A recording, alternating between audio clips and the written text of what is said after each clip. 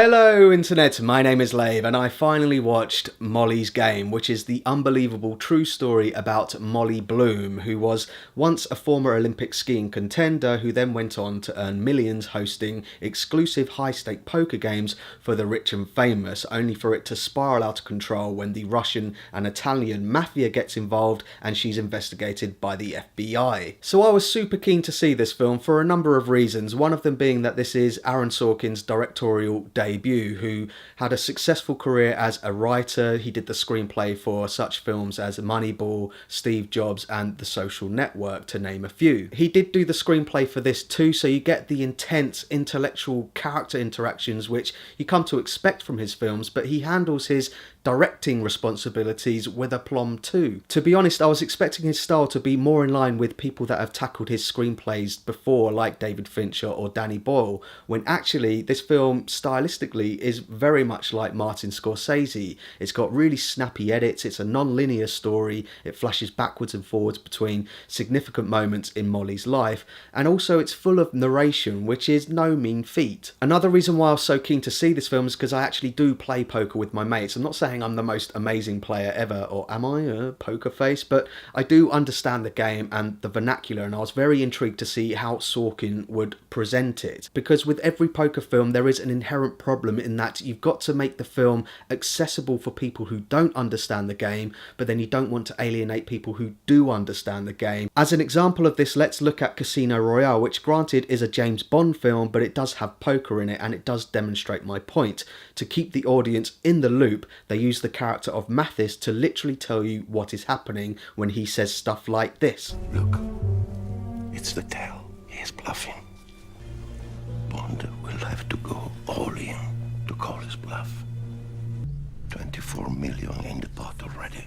For me, stuff like that completely sucks the tension and suspension out of the scene, and I suppose Molly's Game is a little bit guilty of doing it as well. Molly narrates a couple of hands, and you also see some graphics to literally tell you who's won what, but it does have some really good examples of players bluffing someone off the best hand, and it also has an excellent example of someone suffering a bad beat and then going on complete tilt, and considering the stakes and the amount of money that they're playing with, you can see how detrimental it is. It's awesome. But overall, I will say that it gets the balance of explaining what's happening without oversimplifying it just about right. But really, what it comes down to is this film isn't really about the poker, that's just the setting. What it's really about is this girl Molly, and it explores her motivations as to why she's doing it, and it does it by exploring her relationships with her father and her lawyer. There is a strong feminist message in there. This woman is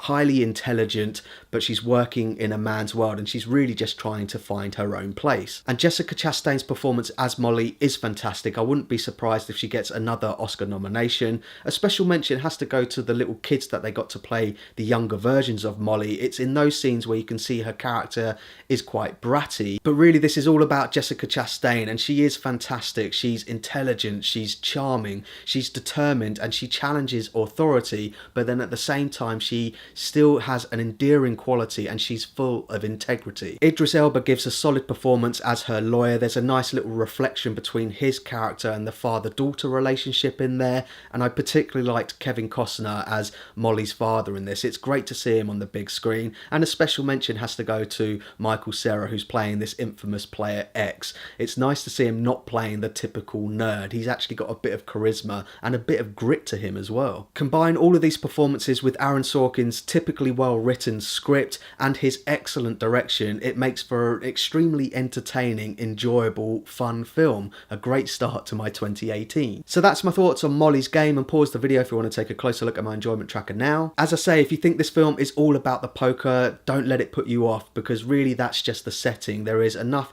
emotional depth and drama in the performances and in the story. It's really entertaining. I really did enjoy this one. It's been an amazing year for people making their film debuts. You've got Aaron Sorkin with this. Taylor Sheridan did a similar thing, going from screenwriter to director with Wind River. You've also got Julia Durkanau, who made Raw, which is a film that made my top 10 this year.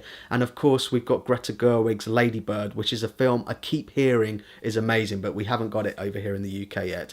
I will review that as soon as possible. But in the meantime, thanks very much for watching this video. If you can, give it a like. Don't forget to share the Lave and sub, all of that stuff. Go away.